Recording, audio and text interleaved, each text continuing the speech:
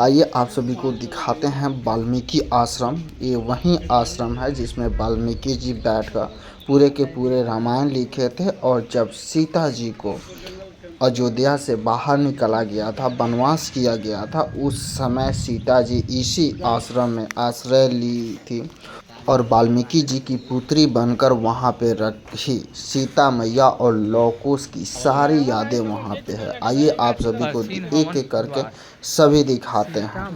ये वही सब पत्थर है जहाँ पे लव कुश सीता मैया वहाँ पे रहे हैं, हर चीज़ किए हैं, ये सब वही हैं। देखिए यहाँ पे ये विष्णु चक्र है। और आइए आप सभी को यहाँ पे दिखाते हैं।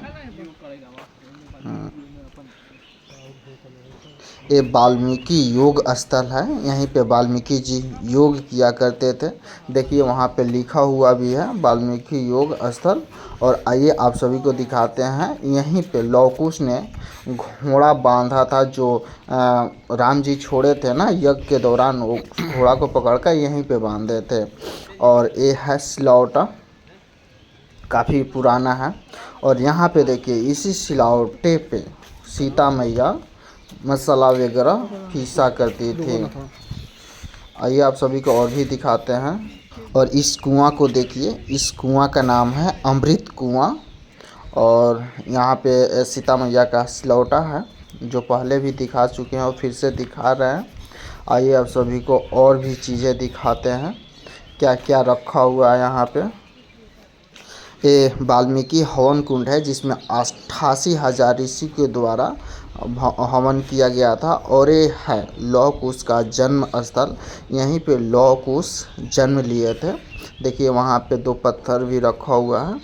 और यहाँ पे जितने सारे वो पत्थर रखा हुआ है सब लोगों को द्वारा मन्नत मांगा गया है। जो भी लोग जाते हैं वहाँ पे ऐसे पत्थर रख के मन्नत मांगते हैं, जो भी उनकी इच्छा हो, किसी की इच्छा पूरी हो जाती है। और ये देखिए यहाँ पे है लव कुश गार्डन। इसी गार्डन में लव कुश खेला करते थे, खेलते थे, घूमते थे, पढ़ते थे, लिखते थे, सारा कुछ इसी गार्डन में करते थे। अभी यहाँ पे ज़्यादा पेड़ वगैरह नहीं है। अभी यहाँ पे देखिए, यहीं पे लव कुश का स्कूल था, यहीं पे विद्या ग्रहण करते थे वाल्मीकि जी के द्वारा। देखिए यहाँ पे लिखा भी है कि यहीं पे बैठ के लव कुश वाल्मीकि जी से विद्या ग्रहण करते थे।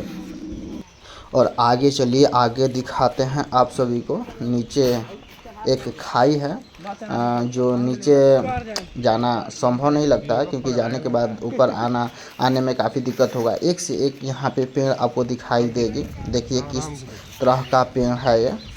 और यहाँ पे बहुत सारे लोग आते हैं घूमने। अभी तो ये नेपाल में है, हम लोग नेपाल में एंट्री करके आए हुए हैं।